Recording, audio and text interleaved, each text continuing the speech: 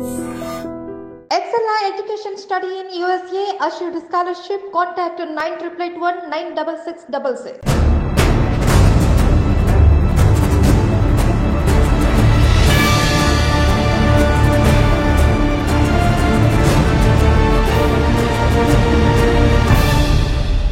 Welcome to crime analysis. గత 2 రోజులుగా ఛత్తీస్గఢ్ రాష్ట్రంలో అబూజ్మడ్ అడవుల్లో జరుగుతున్న కాల్పులు మోత మంగళవారం మధ్యాహ్నానికి ఆగింది.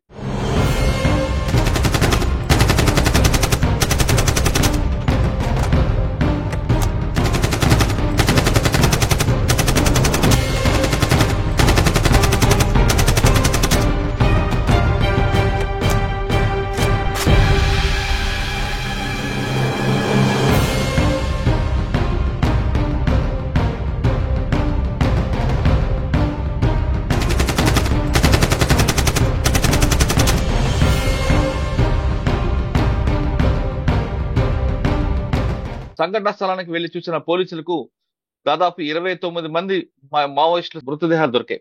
వాటితో పాటు ఆయుధాలు కూడా లభించినట్లుగా కాంకేర్ ఎస్పీ కళ్యాణ్ గారు చెప్తున్నారు. आज दिनांक 16 अप्रैल को जिला कांकेर की छोटा बेटिया थाना क्षेत्र अंतर्गत बिनागुंडा कोरनार इलाके में प्रतिबंधित एवं गैर कानूनी सीपी माओवादी संगठन की उपस्थिति की आसूचना के आधार पर पार्टी रवाना की गए थे. इसमें कांकेर का डीआरजी बीएसएफ का संयुक्त टीम थे.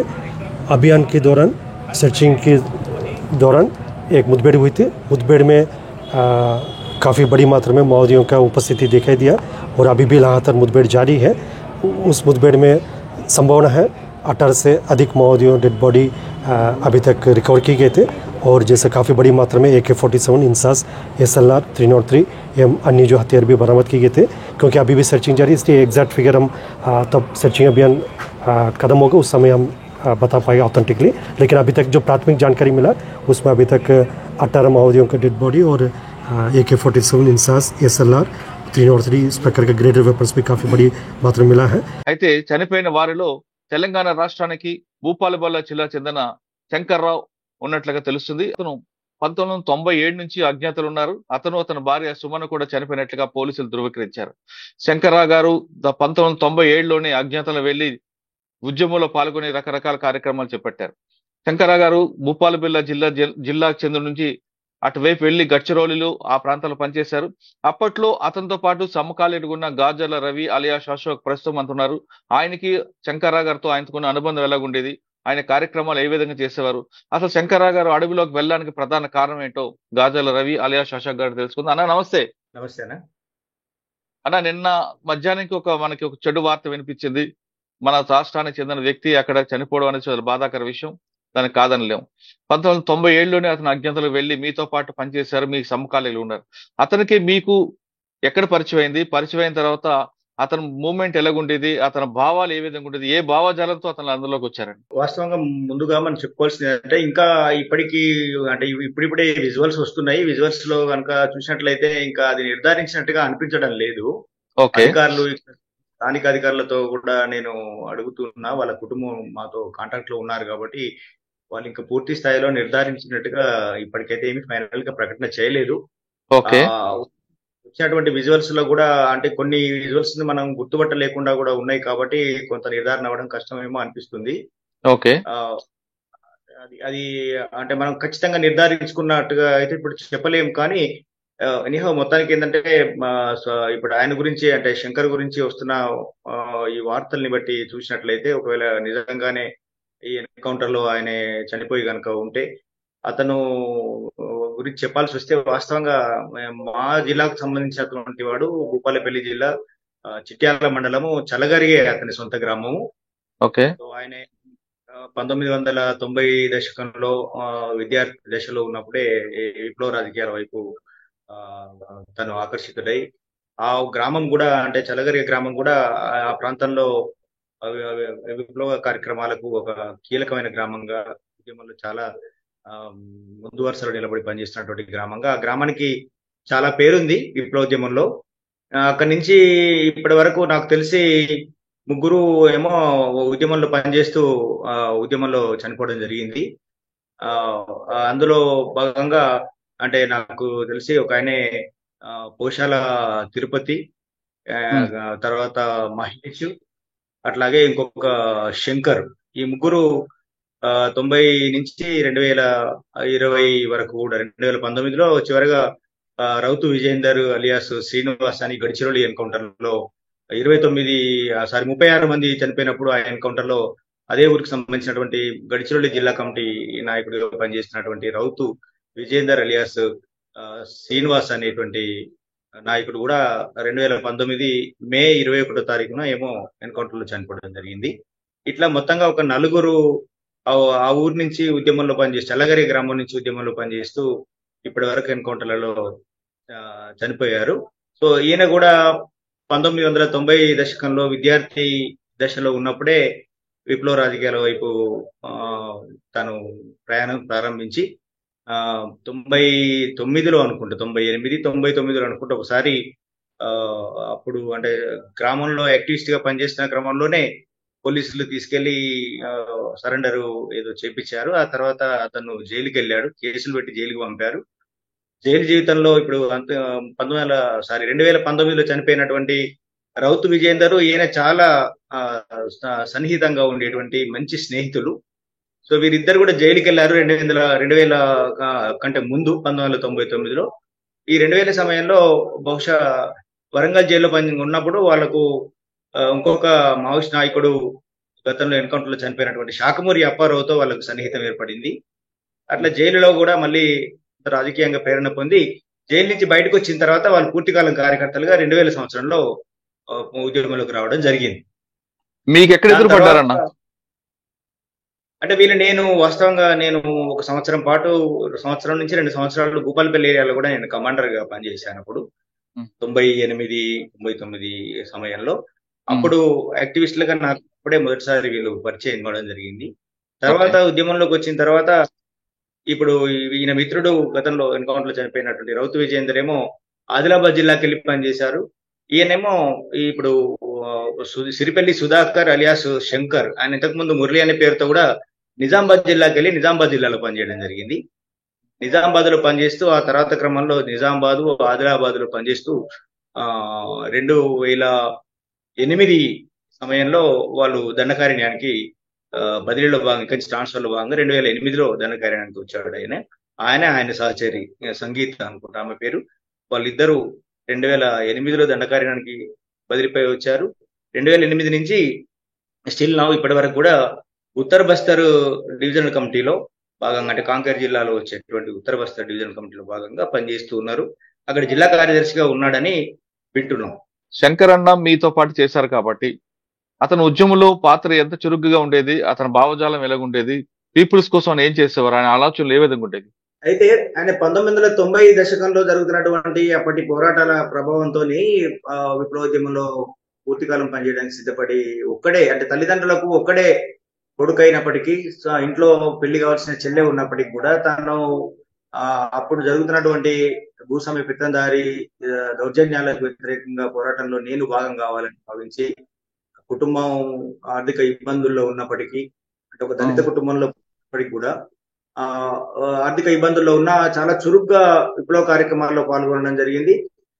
జైలుకు ఒకసారి అరెస్ట్ అయ్యి జైలుకు పోయిన తర్వాత కూడా వెనుతిరిగి చూడకుండా తిరిగి పూర్తికాలం ఉద్యమంలోనే లీనమై పనిచేయాలని నిర్ణయించుకొని కుటుంబాన్ని వదిలేసి ఆయన పూర్తికాలం కార్యకర్తగా చేరిండు. ఆయన ఎంత చైతన్యవంతమైనటువంటి పాత్ర నిర్వహించాడంటే, ఆయన పార్టీలోకి వచ్చిన వెంటనే పార్టీ ఆయన్ని ఇక్కడ స్థానికంగా కాకుండా నిజామాబాద్ జిల్లాకి వెళ్ళి పనిచేయాలని పార్టీ నిర్ణయించినప్పుడు దాన్ని వెంటనే ఒప్పుకొని నేను అంటే ప్రజల కోసం పనిచేయడానికి ప్రాంతం అనేది సంబంధం లేకుండా నేను ఎక్కడికైనా వెళ్ళి పనిచేస్తా అనేటువంటి ఒక చైతన్యాన్ని పెట్టి నిజామాబాద్ జిల్లాకి వెళ్ళి నిజామాబాద్ జిల్లా నుంచి తన విప్లవ ప్రస్థానం ప్రారంభించడం జరిగింది. నిజామాబాద్ జిల్లా, ఆదిలాబాద్ జిల్లాలో కూడా పనిచేశాడు.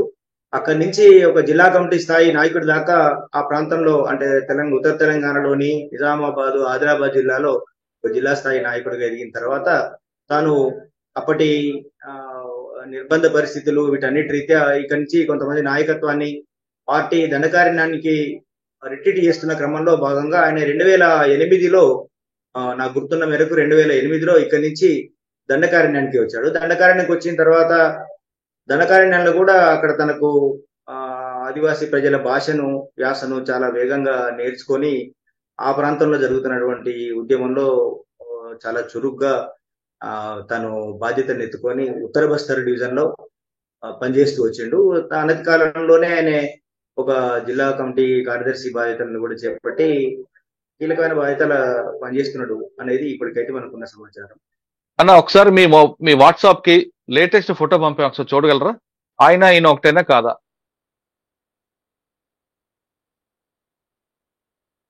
అవును, ఇదైతే దగ్గరగానే ఉంది. వాస్తవంగా ఈ ఫోటో ఈయన ఒక్కటిగానే కనిపిస్తుంది. ఈ ఫోటో చాలా దగ్గరగానే అనిపిస్తుంది. ఈ ఫోటో ఒకసారి చూపించండి, కెమెరా వైపు చూపించండి ఆ ఫోటో. కనిపిస్తుందా అన్న? కనిపిస్తుంది, అదే నేను కూడా మీకు చూపిస్తున్నా. ఈ ఫోటో అని ఇప్పుడు అక్కడ పోలీసులు రిలీజ్ చేశారు. అది యా ఇది ఇది ఇది అయితే దగ్గరగానే ఉంది. ఈ ఫోటోను కనుక గమనించినట్లయితే నిజంగా ఆ శంకర్ అని అనిపిస్తుంది. ఈ ఫోటోను గమనిస్తే ఈ రెండు ఫోటోలు కూడా చాలా దగ్గర. తలపైన కూడా అంటే బట్టతల కొంత కనిపిస్తా ఉంది కాబట్టి నిజంగా ఫోటోను బట్టి చూస్తే మాత్రం పోలికలు దగ్గరగానే ఉన్నాయి కావచ్చేమో అనిపిస్తుంది. అన్న ఇప్పుడు అబుజ్మడ్ విషయానికి వస్తే మీరు గతంలో డీకేలో పనిచేశారు. అందులో వెళ్ళడం అనేది చాలా కష్టం కదా. ఈ పోలీసులు ఆ ప్రాంతానికి చేరుకోవడం ఏ విధంగా అర్థం చేసుకోవాలి? అంటే ప్రజలకి పార్టీకి దూరం అవుతుంది అనుకోవాలా? అంటే వాస్తవంగా ఇప్పుడు ఎన్కౌంటర్ జరిగినటువంటి ప్రాంతము నాకు తెలిసిన మేరకు అయితే అది ఉత్తర బస్తర్ డివిజన్ లో, అంటే ఉత్తర బస్తర్ డివిజన్ మీన్స్ ఇప్పుడు అది కాంకేరు జిల్లాలో వస్తుంది. కాంకేరు జిల్లా అనేది అబుజ్మాడ్ అని చెప్పబడుతున్న దానికి పక్కన ఉండే ఏరియా అది. ఓకే, మాడు ప్రాంతానికి పక్కన ఉండే ఏరియా. అక్కడ చాలా కాలంగా లోపలి గ్రామాల వరకు కూడా పోలీస్ క్యాంపులు, పోలీస్ స్టేషన్స్ అన్ని కూడా ఉన్నాయి. విరివిగా పోలీసులు చాలా గ్రామాల్లోకి వెళ్ళగలిగినటువంటి ప్రాంతమే. సార్ మొత్తం మీద తీసుకుంటే ఈ నిన్న జరిగిన ఘటనలో 29 మంది ప్రాణాలు కోల్పోయారన్న. దీనివల్ల ఛత్తీస్గఢ్ లో ఆ ప్రాంతంలో పార్టీకి నష్టం అంటారా, లేదు పార్టీకి పుంజుకోవడానికి ఇంకా చాలా అవకాశాలు ఉన్నాయి అంటారా? లేదు, డెఫినెట్ గా నష్టమే. మనం చూస్తున్నాము చాలా కాలంగా, అంటే గత కొన్ని సంవత్సరాలుగా పార్టీ కార్యకలాపాలని గమనించినప్పుడు కానీ లేదా ఇతరత్ర యాక్టివిటీని గమనిస్తే నిజంగానే పార్టీ కొంత నష్టాలతోనే కొనసాగుతున్నది. ఈ ఘటన కూడా చాలా తీవ్రమైన నష్టమే. అయితే ఏదైనా మనము అంటే ఒక ప్రజాస్వామ్య ప్రియులుగా, ప్రజాస్వామ్యాన్ని కాంక్షించే వాళ్ళుగా ఇలాంటి ఈ చావులు జరగకుండా ఉండాలంటే ఎటువైపైనా మన దేశ పౌరులు, అది భద్రతా బలగాలు పనిచేసే వాళ్ళైనా లేదా ఉద్యమకారులు పనిచేసే వాళ్ళైనా కూడా ఇట్లా పిట్టల్లాగా రాలిపోవడము, ఈ రక్తపు మరకలతో మనం ఈ వాతావరణం కొనసాగడం అనేది అయితే మన దేశానికి మంచిది కాదు. నిజానికి సరే ఈ ఎన్నికల వాతావరణం అని కాదు కానీ మొత్తంగా వాళ్ళు కూడా నాకు తెలిసి చాలా కాలంగా ఛత్తీస్గఢ్ ప్రభుత్వాన్ని పదే పదే ఈ చర్చలకు మేము సిద్ధము అని ప్రకటిస్తున్నారనేది ఈ వార్తల్లో చూస్తున్నాము. ప్రభుత్వంతో చర్చించడానికి సిద్ధంగా ఉన్నాం అనేది. అలాంటి వాతావరణం ఏదైనా ఏర్పడితే, అంటే మన దేశ పౌరులు మనం కొట్లాడుతూ చనిపోవడం కంటే కూడా ప్రభుత్వం కానీ, ముఖ్యంగా పౌర సమాజం ఏదైతే ఉందో ప్రజాస్వామికవాదులు కానీ, ఆ తర్వాత అన్ని వర్గాల ప్రజలు కానీ ఈ విషయం మీద కొంత చర్చించుకొని ఈ చర్చల వైపు, అంటే వాళ్ళు కూడా చర్చలకు మేము సిద్ధమని ప్రకటిస్తున్నారు కాబట్టి చర్చల వైపు ఈ వాతావరణాన్ని తీసుకెళ్లి సామరస్యంగా సమస్యలు పరిష్కరించి శాశ్వతంగా ఈ మారణహోమం ఆగిపోయేలాగా చూడాలనేది నేను కోరుతున్నాను. ఛత్తీస్గఢ్ రాష్ట్రంలో ఇక కాల్పులు మోత పూర్తిగా ఆగిపోవాలంటే చర్చలే దీన్ని ప్రధానంగా ముందుకుంటుందంటున్నారు గాజల అశోక్ గారు, మాజీ మావోయిస్ట్. ఆయన చెప్తున్నట్లుగా ఈ రెండు పక్షాల వైపు ప్రాణ నష్టం జరగకూడదు. ఎవరు చనిపోయినా మనుషులేం, అందరూ కూడా మన భారతీయులేం కాబట్టి మనలో మనమే ఈ విధంగా యుద్ధ వాతావరణాన్ని చేసుకొని ఇది రెండు పక్షాల పట్ల, అంటే ఒకవైపు పోలీసులు చనిపోయిన వాళ్ళ కుటుంబాలు రోడ్లకు వస్తాయి, ఇటు మావోయిస్ట్ పార్టీ చనిపోయిన వాళ్ళు కూడా వాళ్ళ కుటుంబాలు రోడ్డు మీదకి వస్తాయి. కాబట్టి దీన్ని పులి స్టాప్ పెట్టాలి. ముఖ్యంగా చెప్పాలంటే ఆదివాసీలకి మంచి అభివృద్ధి చేస్తే దీనికి ఒక పరిష్కార మార్గం వస్తుందంటూ గాజల రవి అలియాస్ అశోక్ చెప్తున్నారు. ఇది ఈ విషయం ఛత్తీస్గఢ్ రాష్ట్రంలో అబుజ్మడ్లో జరిగిన కాల్పుల ఘటనపై మాజీ మావోయిస్టుల విశ్లేషణ. మరో అంశంలో మళ్ళీ కలుద్దాం. అంతవరకు నమస్తే. థ్యాంక్ యూ అన్న, thank you very much. Thank you అన్న.